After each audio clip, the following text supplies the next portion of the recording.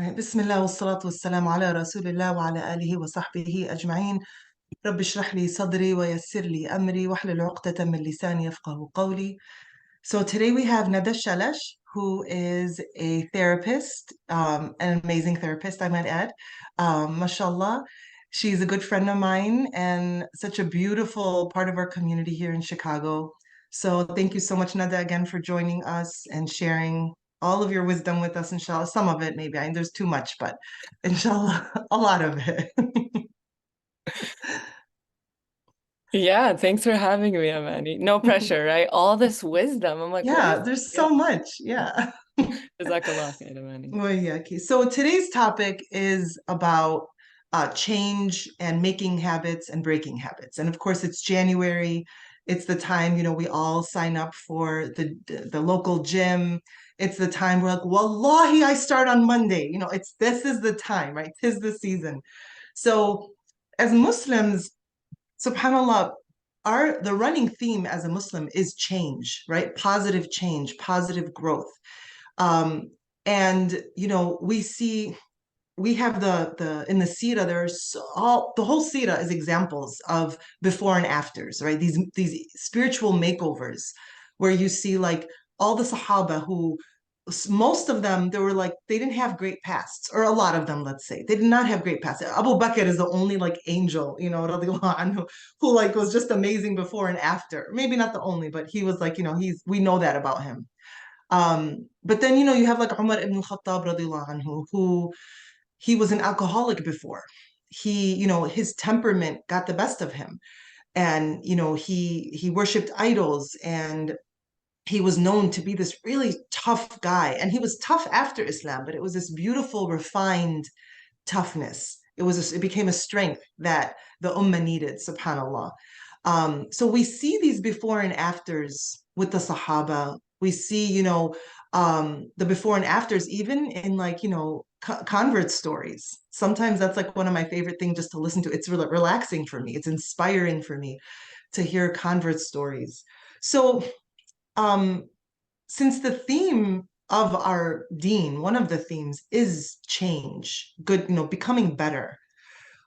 What is the what is the challenge with change? Why is it so hard for us to actually make positive change when it's like a lot of times we know exactly what we need to do better, what we need to do different, and we just either can't do it, we won't do it, we don't want to do it, we don't, or it just becomes like a thing where we just feel stuck. What's the reason for that? Like why do we struggle with change? Yeah, that's a great question. And honestly, that's a great question to start with because I think if you're going to talk about change, talking about the challenges of change and almost getting that out of the way can be helpful. We all experience that stuckness, right? And there are examples that I'm sure we can share later of even the Sahaba radiallahu anhum going to the Prophet sallallahu alaihi wasallam and saying, I struggle with this. Can you help me? Just to kind of create that frame of reference that they were the best of people, right? They were the examples for us, and they still struggled with change. I think there are many components of people struggling with change, but if I was going to, for time's purposes, I mean, for the sake of time, just kind of um, condense it, I would narrow it down to two things. One thing is the mental aspect of the mental barriers and beliefs we have related to change. And then the second is the practical aspect related to change. So what is the mental and the identity aspect of change? If I want to become a certain type of person or implement just one small change in my life, I may associate that change with a certain type of identity or a certain type of person that I don't believe I am. Automatically, because our minds are so powerful, subhanAllah, that puts me in the defense. That puts me almost in the negative, right? It puts me in a place where I feel like I'm in a deficit or I'm in a place of inferiority versus empowerment. And what happens when we don't address those limiting beliefs is we don't even start because so much of that mental dialogue is related to making a change, just the mental part and how difficult it becomes. We place all of these barriers, whether that's imposter syndrome, meaning believing you don't belong or identify with a group of people, so you feel out of place, or whether that's believing you're not good enough to be to implement a certain change and identify as a certain type of person. And then there's the practical piece where Neza, people say, before you jump to the oh, practical, yeah. can you elaborate on um, the inferiority versus empowerment? So, like, Mhm. if I'm understanding correctly, it's kind of like, who do I think I am? Like, this Right, is not my thing. This is right. other people's thing. So, can you like elaborate, like, what does that mean, the inferiority versus empowerment that kind of starts coming up for a person when they're Yeah. trying to change? Yeah, I knew you would love the empowerment piece because Mhm. that's all about coaching and, therapy is to really come from a place of empowering ourselves to become better.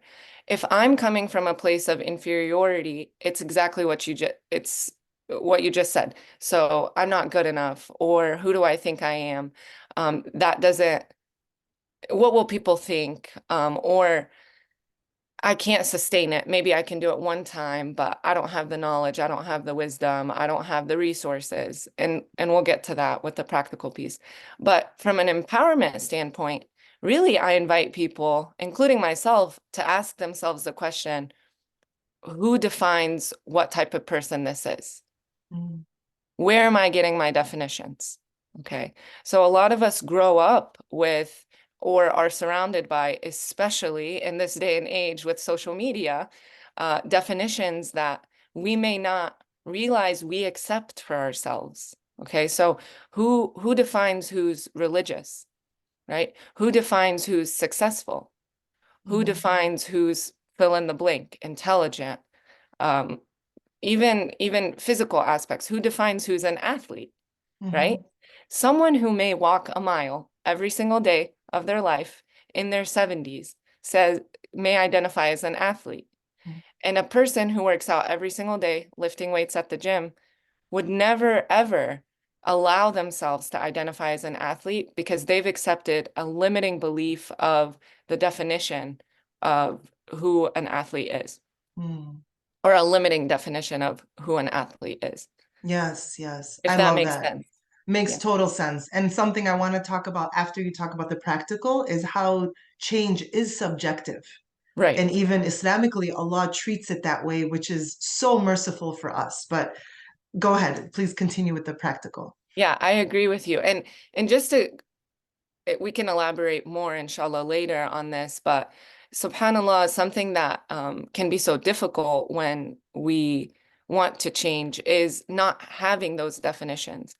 And I remind people, again, including myself, because all of this applies to me and you and every single person, Yes, that Allah absolutely. subhanahu wa ta'ala gave us beautiful definitions, right? And there's room. There's always that room, that gray, right? So a friend of Allah, we don't know exactly what you have to do, but there are guides and there are terms, wali Allah, like, or someone that Allah is pleased with, or a companion of the Prophet sallallahu alaihi wasallam. We have these guides and we have these terms, and then there's so much room for application of what we choose. Like you Mm. said, it's Yes. subjective. Yeah. So don't feel lost of like, now I have to make my own definitions. That's a lot of pressure too, right? But maybe just taking a look at the definitions you don't even realize you've accepted and that are disempowering you. Yeah. When we shift to the practical piece, we talk about environment, including your social circle, physically where you spend your space and where you choose to engage in certain behaviors that you want to or don't want to engage in. So things you want to implement or things you want to change about yourself. Also, a practical piece is the knowledge. Like, do I know how to do this or what to do? Absolutely. I love that.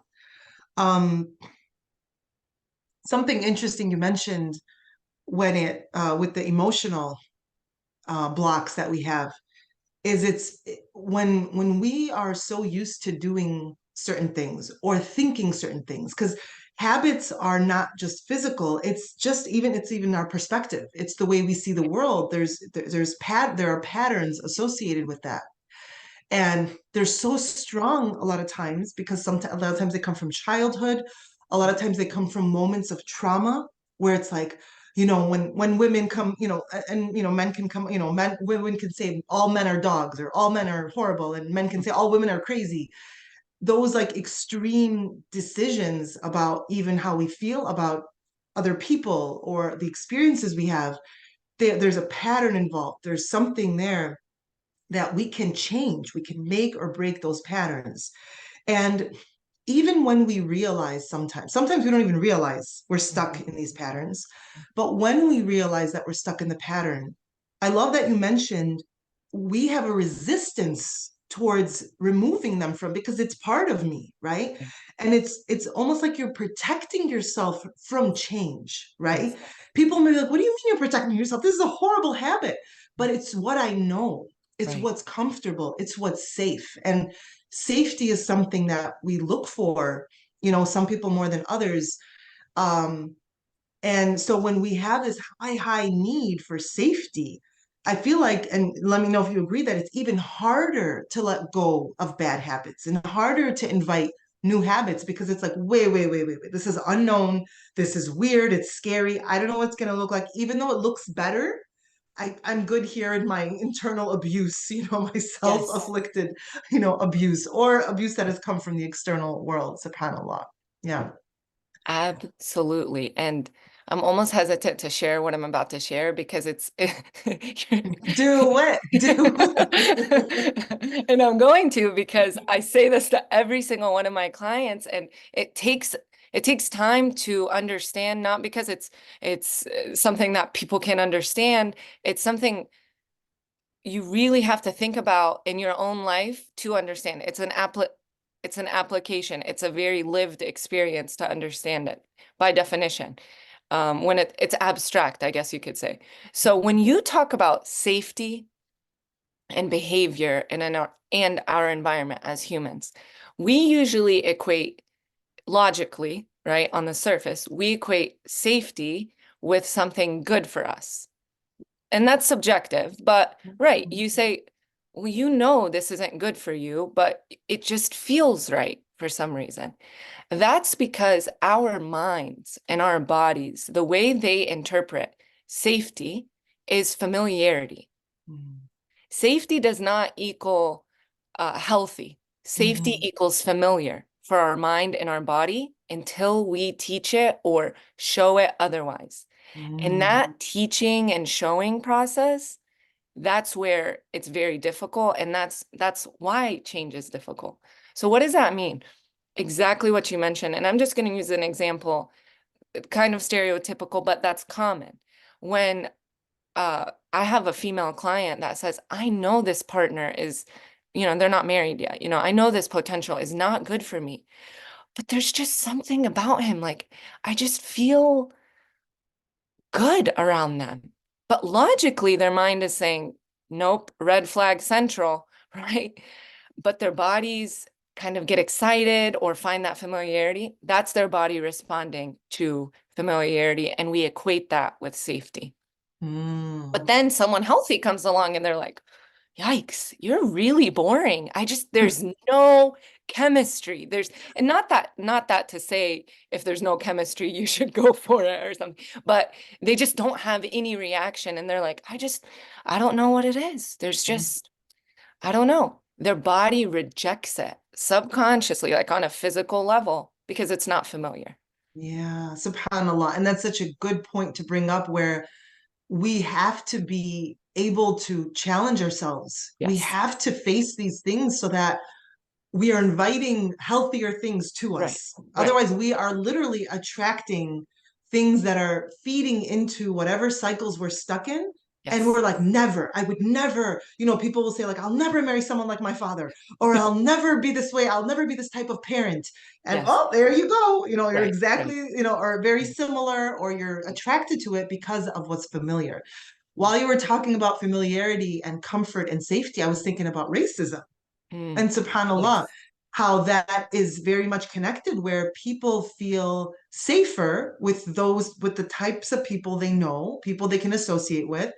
And that's where, subhanAllah, Allah subhanahu wa ta'ala tells us, لِتَعَارَفُوا, so that you can get to know it, that Allah created people of nations and tribes so you can get to know one another. And isn't that the key? Is that once you know people, you're like all the weird things that seem weird about their culture to you, they start dropping and it Right. becomes safer, subhanAllah. So I just wanted Yeah. to throw that in since, it's very relevant to our time. It's always relevant, subhanAllah. And if I Um, can just add one more thing, Ernie, Absolutely, yes. just so moving forward, people feel empowered. I want everyone to know, and a reminder again for myself, that once you have this knowledge, it can feel scary to hear what I just said. At least it was for me when I first learned about that. Like, okay, so am I going to be stuck in my familiarity forever? No, once you know that it's supposed to be hard and uncomfortable, you can know that you're doing things right. Because people Mm, think change, even if it's a positive change, like I want to quit smoking, for example, why isn't it as easy for me? Or even if it's not something physical, like I want to quit backbiting. Okay. Well, shouldn't it be easy for me? It's natural for it not to be easy for you. I just mm. want to reassure people that. And once you have that knowledge, you can say, okay, no, I'm doing things right. Just like my muscles hurt at the gym, it doesn't mean or are sore. I'm not doing something wrong. I know that I'm actually doing something right. My muscles are working. So it's that same type of emotional, spiritual, and cognitive muscle that you're working that's being pushed and challenged.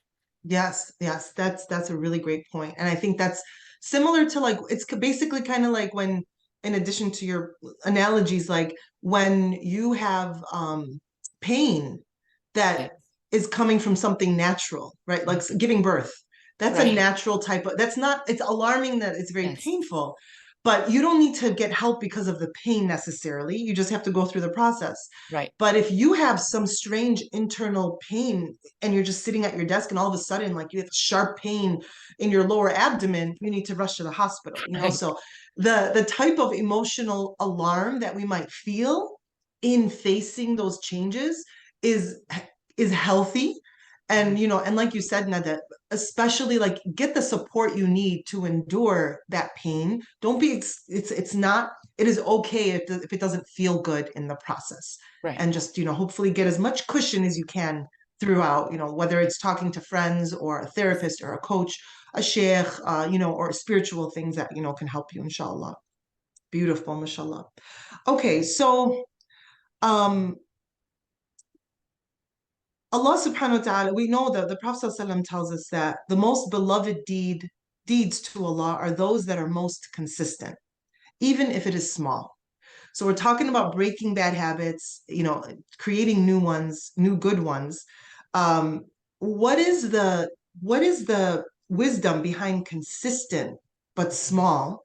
And how can we, as a people of go big or go home, Mhm. how can we calm the heck down and really believe that small is good, small is right, small is Mhm. you're on the way. Yeah, how can, and then I have some more questions about that, but let's start with that. Sure. Okay. Um, yes, I completely agree with you. And I love how obviously this topic that we chose, Amani, when I came to you, I said there's so many parallels, obviously, with the secular or modern day research and Islamic wisdom, because so many books on habits talk about consistency, consistency, even if it's small. Mhm. And so much of what I'm going to share today, or many of the knowledge about habits, the practical research-based knowledge about habits, come from an author named James Clear, who's the author of Atomic Habits, one of the Oh, best books that I would recommend for people because it covers a lot of helpful advice. So his concept is very in line with what you just shared. It's getting 1% better every day. So when we talk about becoming 1% better, that doesn't seem like a notable or significant change. So we might get in our way, right? But talk about getting 1% worse or staying where you are. If you get 1%, and he quotes this in his book, if you get 1% better every day for a year, you're 37%, 37 times better by the end of the year. If you don't go anywhere or you don't make a change, nothing happens. And if you get 1% worse, which can easily happen with maybe habits that we don't um, want to keep in our lives or aren't helpful to our well-being, you'll decline nearly down to zero. Because 365 days of getting worse, you're almost at zero when you do the math. Mm. So the concept of, and he has, he quotes philosophers and researchers in his book, but one quote that I love is, make it so easy, you can't say no. Mm. Make it so easy that you can't say no. And he talks about how that's usually a barrier to change is people are inconsistent with difficult, well, they overestimate how much they can do in a short amount of time versus Mm. breaking it down so little and staying consistent. That Yeah. that being key. And there are aspects to that. And I'm not sure if this is, the like if it's a helpful time to share a simple formula for how to make it consistent. Hmm. Would this be Yeah. an appropriate time? No, this is perfect time. Okay. Yes. So being specific and breaking it down as much as possible. What does that mean? It means you are specifying the location, the time, and the duration. So let's use an Islamic, like a spiritual example of reading Quran, for example, especially if we're applying it to Ramadan because Ramadan shahr al-Quran, right? So I want to read more Quran during Ramadan. And a lot of people can probably identify with this. I strongly identify because of how many years this has happened to me in prior years before learning tips like this, which is, I'm going to finish the Quran this Ramadan. Oh, wait, this Ramadan I have a baby. Maybe, okay, so let's revisit and look at what the research says and apply, first and foremost, that I know Allah loves consistency, even if it's small. Okay, so of course, shaitan gets to us. An ayah a day. I know some people are way past that, right? How am I going to read an ayah a day? That's so little. Okay, let me do 10 pages a day. Do you see the jump? An ayah in 10. 10 pages. That's a huge jump. I'm not Okay. familiar with those kind of goals, Neda. I don't do those extreme things ever, ever.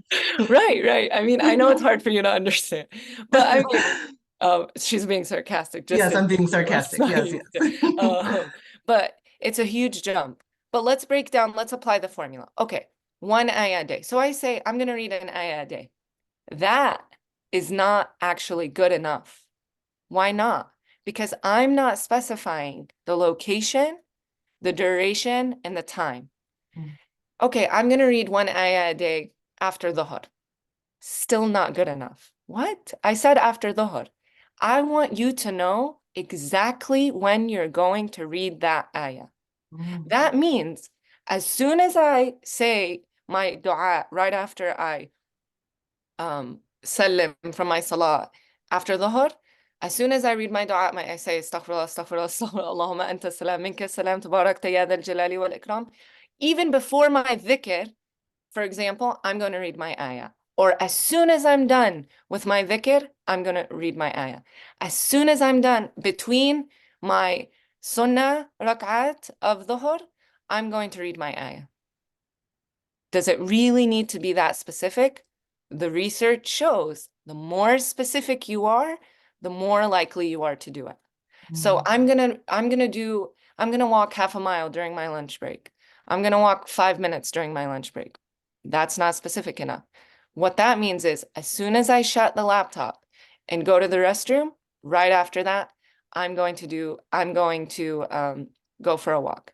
And and then the time, right? Like how long I'm gonna do it. I mean, in this case, it's one ayah. So you know the time and duration, but I'm gonna go for a walk. No, 5 minutes. And the time and the location can be related, like right after, and the location is going to be in the winter. Are you going to walk outside? Where are you going to walk? As specific as possible. Really break it down. And the more specific you get, you might feel almost neurotic at one point, like, okay, this is getting too much. See how much it actually helps you. It takes out the mental barriers. It takes out the mental load of making more decisions, which get in the way of just doing the action. Yes, Yeah. I So love that. small, consistent, make it so easy you can't say no. Who, Yes, I mean, really, who can say no to one ayah a day? I think we can all absolutely. commit to that right Yeah, now right until now. Ramadan. Truly. Yes. Let's all do it. No, I'm just kidding. Everybody turn on your mics. One ayah a day. Absolutely. And that makes so much sense. And it is hard to commit to one ayah because you're like, really? Like, Qul huwallahu ahad, done. Right? You're done. Really? I'm done? Exactly. Like, that's it? Exactly. And like it would you what I would add to that, like in that moment, you could say, I'm gonna think about it for 30 seconds. Right. I'm going to read the ayah and just reflect on it for 30 seconds. That's my duration. Is like Yeah. the amount of time it takes to read the ayah and then think about it. Well, how does this apply to me for 30 seconds, Right. And yeah, and that's so amazing because it's so simple, but it really does add so much to your day. Because first of all, the level of intent and purpose and focus that is involved in even something so tiny, like that's how important it is to you. And for you to send that message to your brain and your heart and your soul really is not a small thing. That's a huge thing. And it happens in such a small moment. That's so beautiful. I love that. Jazakallah khair, Nada. That's really Yeah. Of helpful. course. Um, so one thing that you mentioned is with blocks. And I just wanted to sort of like throw this idea out there, something that has helped me when I have a goal. So, any goal means there's some kind of change. Either you're adding something, removing something, adjusting something about your life in some way. And it requires habitual activity, whether it's mental or physical. Mhm. One thing that I find helpful is taking a big goal or a goal, whatever goal that is, especially goals that we've had for 15 years, Mhm. 20 years. It's been the same goal. And you're like, every year I try to accomplish this goal and it just doesn't happen, or it's not happening enough. You can take that goal and ask yourself, what are my blocks? Right. If you have like a poster or a notebook, you take the goal, you write it at the top, and then you write down what are my blocks. Maybe your blocks are, let's take, for example, the goal of eating healthier. You want Mhm. to have just healthier meals, more frequent meals or times where you're eating healthy food, Mhm. vegetables, protein, healthy carbs, things like that, good fats. And let's say, like, you've wanted to do this for years, but it's just been a consistent struggle. Then you can come up with, what are the reasons this has not worked for me? What are the Right. reasons I have not reached this?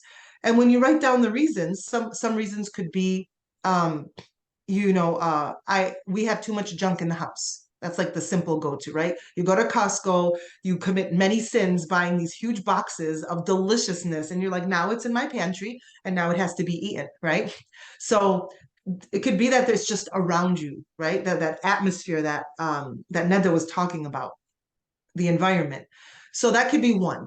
Another thing could be like, I'm just, you realize, wow, I'm not sleeping enough. So when I'm waking up in the morning, I'm just exhausted. I don't have time to think about the meals I'm having, or I just want something quick, like a quick pick me up. Like, so you go for like the granola bar or like these energy drinks or whatever.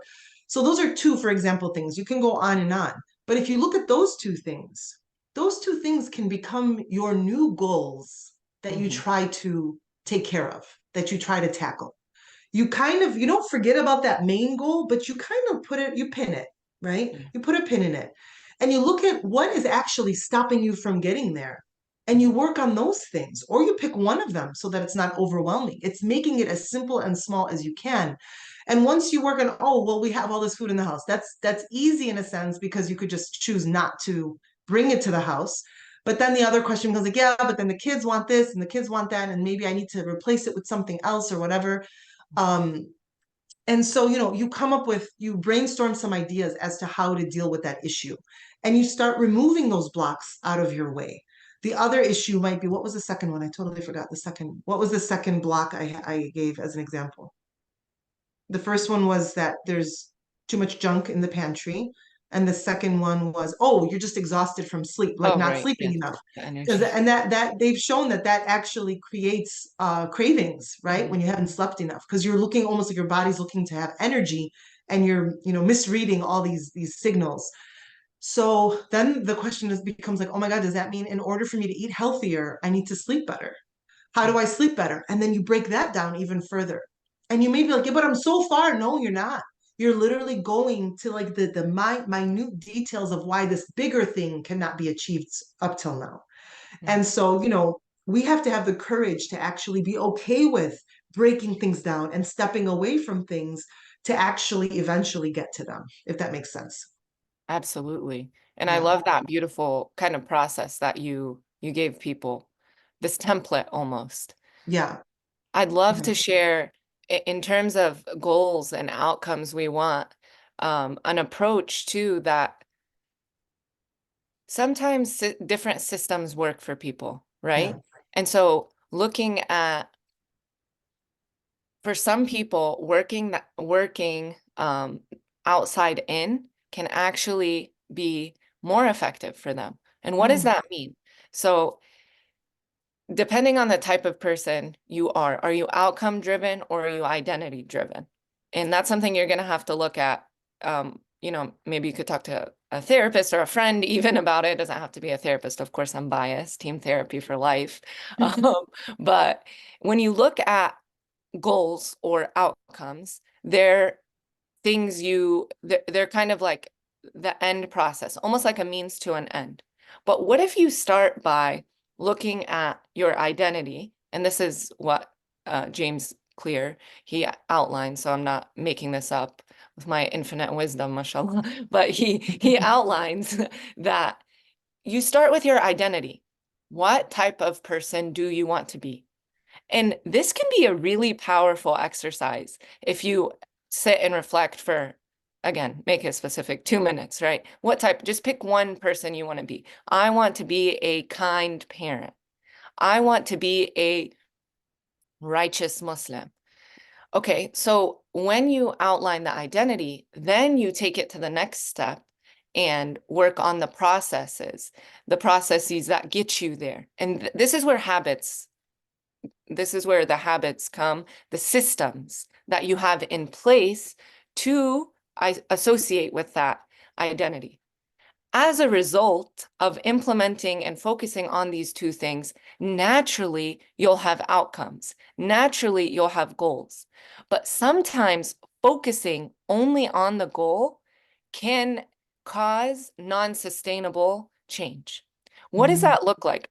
An example that is very apparent in my life is I, alhamdulillah, enjoy being active. However, when I choose a goal or an outcome for my physical activity, I notice that it's almost like binging on that physical activity. And then once I reach the outcome, I leave it. What is the clear example for me is signing up for a race because I love to run. However, I know I don't typically run if I don't have a race. Why? Because it puts that pressure and I know I'm not going to cross the finish line. I'm not interested in beating other people. I'm interested in just not crawling across the finish line mm, and running. So I have that outcome in place, but I don't go to the identity. The identity for me, I'm not interested in being a runner. And so for me, once that outcome is achieved, once that goal is achieved, I stop running. That's it. I continued the physical exercise, but that's because I do identify as an athlete. mm, I've always identified as an athlete since high school. Is it because I've played sports? Yes, but who defines who's an athlete, for example? So I've always identified as an athlete or someone who cares about health. So for me, notice how when I have an outcome of running a race or finishing a half marathon, the process is there, but I almost start outside in and the identity is mismatched. But Mm, once I start with my identity, focus on the process, naturally goals are achieved. I don't really track milestones in the gym because I'm going to work out either way because I'm someone that cares about my health. So mhm. when I care about my health, naturally, if I work out every single day and do different types of workouts, if I started to track, I would notice, oh, I am getting different outcomes, but I'm not focused on the outcome. I'm actually focused on engaging in behaviors and habits that support that identity. Oh my God, I'm drooling. I'm like literally like Yeah, gym mentally spirit is drooling. awesome.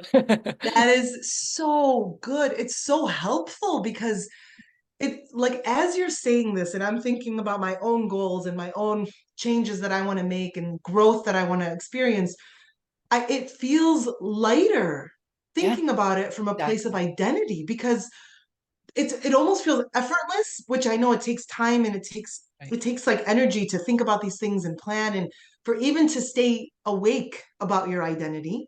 But to just think about it, you're just like, but who either are you or who do you really believe like you are inside and it just needs to come out? Or who do you want to become? Yeah, Right? And what is Islam except confirming a certain identity? You are right, a servant, a slave of Allah. And without that, they couldn't stop alcohol from being drunk, right? They couldn't. It was impossible. right. What stopped it was this identity. It was a strong sense of this is who I am. So of course, anything that needs to come that way, it's easier. And Yeah. of course, I'm on it. I got it. Oh my God, I love that, Neda. I love Yeah. that. One of my favorite answers to why do you engage in this type of behavior from people that aren't Muslim or are Muslim? Why do you wear hijab? And I mean this because Mhm. for me, it's an identity-based behavior. I say to them, because I'm Muslim, and this is what God asks Muslim women to do. And here are some of the other reasons. But number one is the identity, right? Yeah, And this is what God asked us to do. It's yeah, in the fabric of Islam. And in a yeah, lot of ways, like you said, it's empowering and what's the word? Effortless because it's part of your identity. yeah. Inshallah, may Allah always keep us, firm identifiers of Islam and I embody mean, that identity in a beautiful and sustainable way. I mean. Oh my God, I love that. I think like subhanallah. Okay, I'm gonna ask one more question, inshallah. I wish we had like 7 more hours, but I'll ask one more question and then we'll open it up for question and answer, inshallah. Um, I'm trying to pick. Okay, so I have my notes here.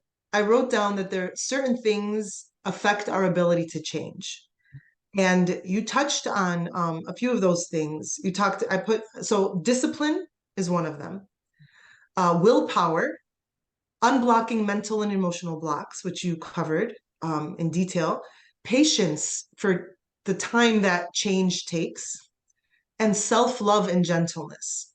I know these are like things we could talk about literally for 7 hours, but if you want to pick one of those things or two, like to put together, Mhm. that you feel like, you want to talk about a little bit as to how we can use them or do better. Like self-discipline is always a struggle for people. Yeah. Willpower, I've read in a book that willpower is actually not an what is the word? Infinite it's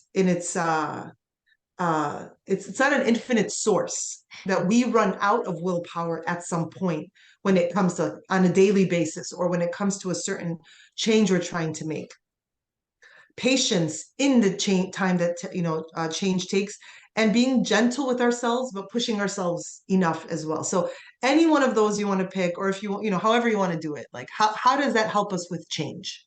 So is it okay if in very Neda fashion, I also add something? You Only because, have to add something. We will be oh, sad if you don't. well, I'm going to add the practical, okay, which is environment, because you can have all of those factors and This is also from the wisdom of Islam, right? Like you can be, and we have many narrations and examples of this, you can be a very pious person, but Allah subhanahu wa ta'ala asks us not to be in a room alone with a non-mahram for certain reasons, right? Because shaitan exists. So your environment is also important. Okay, so if I was going to pick two, I would pick number one is environment, and I'll break that down, of course, into like 60 subcategories. I'm just kidding, people. Um, but I will break down environment into two or three practical tips. And then I would say, can you list the ones, because mindset, right? Those are the subcategories almost of mindset. So list the ones. You said patience, willpower, discipline. And then self-love and gentleness in the process. Oh, man, I'm cornered. But I think I would say patience. Hmm. Okay. And I will maybe gentle patience if we really want to combine Oh, the two. okay. Okay. Yeah, sabrun jamil, right?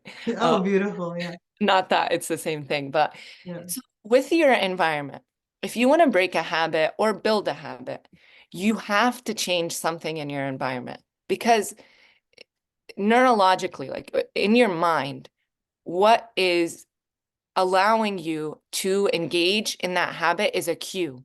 Okay. So we Mhm. have to work on the cue. Okay.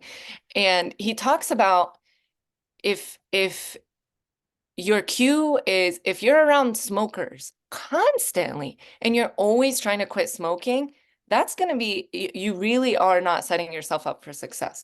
So reducing the exposure, uh, adjusting the cue. Okay, reducing, like removing the cues. Like you said, don't buy the Costco version of, the chips that you're trying to avoid. Or if you're trying to avoid sugar, don't buy a Costco version of Lindor truffles. May or may not be a true story. Okay. Number two is this is where gentle patience comes in and confrontation is reframing your mindset. Okay. So you have to know why these things aren't helpful to the person you want to be. Really convince yourself of how they're not helpful. It would not be something you would want to change if it was good for you, Mhm. right? That's shaitan's work to convince us to to not do things that are good for us. Our work is to counter that. Okay, number three is make it impossibly hard. And I'm going to use the example he used in his book, which I'm like, wow, I don't know many people that would watch TV if you do this. Okay, hide the remote. That's your cue, right? The remote is your cue. And we could go into the cue and the craving and what watching TV does, because it's not about clicking. It's about what that click does for you. However, hide the remote. Okay, how do we make it as hard as possible, Amani? You hide the remote. Okay, I know where the remote is. I'm not a little kid. Take the batteries out. It's still hard for me. Unplug the TV. It's still hard for me. He even mentions to the extent of moving the TV. If you're that dedicated to getting rid of this habit, put as much work between you and that habit you're trying to get rid of. Put I as love much that. as possible. And then notice the opposite. Make it as easy as possible when you do want to engage in a habit. Okay. So put your workout shoes right beside your bed, sleep in your workout clothes, whatever, just making it as easy as possible. So your environment matters. Okay. Including your social circle.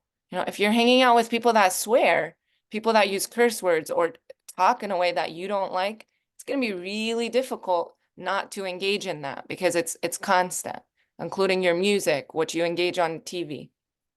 And the second piece is that gentle patience. Okay. Because you can be patient in this, I told you to wait, like an angry parent, patient, right? Is that true patience? But gentle patience of reminding yourself, this is supposed to be hard. This is supposed to be hard. This is not meant to be easy. Can I be patient and reap the benefits that I know? And honestly, ground yourself. Find a grounding ayah, hadith, it quote, or even one of the 99 names of Allah. Ground yourself in knowing. And I have such a clear memory when I was trying to change a lot of habits or kind of really identity-based habits in my life related to becoming a better Muslim, it was just my anchor was the hadith. Whoever leaves, I'm paraphrasing, but whoever leaves something for the sake of Allah, Allah will replace it with something sweeter. I was like, okay, my goal isn't to know what the sweeter is. I'm gonna do leaving something for the sake of Allah. I'm gonna focus on the process and the identity, which is becoming a better Muslim. And Allah knows. I saw the outcomes without focusing on the outcomes. Because people that are like, I left this for the sake of Allah so that I could get married. And it's like, Yeah. not married, yeah, you know. Um, so those two things. So being patient with yourself in the process and loving in the process and gentle. You can't beat yourself up into change because that's not sustainable. You can temporarily. That's why yelling at your kid may work, but in the long run, when they're alone, is it really, or scaring them into not doing something, is Yeah. it really going to cause sustainable change? Research shows that no, it doesn't. It just makes them Yeah. hide it better from you, for example. Yeah. So that gentle patience piece is very, very important. So focusing on your environment, what in my environment can I do to support myself? And then focusing on gentle patience, whether that's you want to add something or remove something from your life. And remember, we're a balanced being. So not too gentle where you're like, it's okay that you had 10 Twinkies every single day for a week. You're human. There has to be a balance, right? Of, Yeah. okay, nope, we reset. We gotta shift something in the practical, for example. Yeah. And that's really criminal because Twinkies are not even worth it, I would say. So like go to something that's more worth it. Um Neda, I'm literally like, this is so amazing. I love the remote control. What's it called? Analogy. Yeah. It's so good. And I love the equivalent on the other side, which is so make the things you want to stay away from hard, very hard, and like silly hard, right? Right. The batteries, the this, Yeah. almost, yeah, like no, no, not gonna let you. Like it's almost like the part of you that doesn't want you to, and then the part of you that wants to do the thing. The part Yeah. of you that doesn't want you to is like, no, we're removing the batteries. No, we're Yeah. doing this. And not meanly or harshly, but almost like playfully and like, no, I got this. No, you're not gonna Right. do this, Right. or whatever. I love that. And I think those are you gave so many practical ways to deal with something that can be such an emotional struggle, subhanAllah. Mhm. Jazakallah khair, Nada. I really, really appreciate everything you shared today. Um, and I would love to do this again at some point because I feel like there's so much more we can talk about, inshallah. May Allah bless you and give ease to you and all of us in the changes we want to make, and allow us to follow whatever practical steps and spiritual steps we need to take, Ya Allah, to make positive change, Ya Rab, every year, every moment, all the time, inshallah. Jazakallah khair, Nada. Yaki. Thank you for having me, Wayaki. And Amin. Thank you, Michaela, too, for the kind of the notes that you're taking. It's really helpful between all the banter that I have. Yeah, very good, mashallah. Running buddies Jazakallah khair. after winter, maybe. بسم الله سبحانك اللهم وبحمدك نشهد أن لا إله إلا أنت نستغفرك ونتوب إليك والعصر إن الإنسان لفي خسر إلا الذين آمنوا وعملوا الصالحات وتواصوا بالحق وتواصوا بالصبر آمين Amin.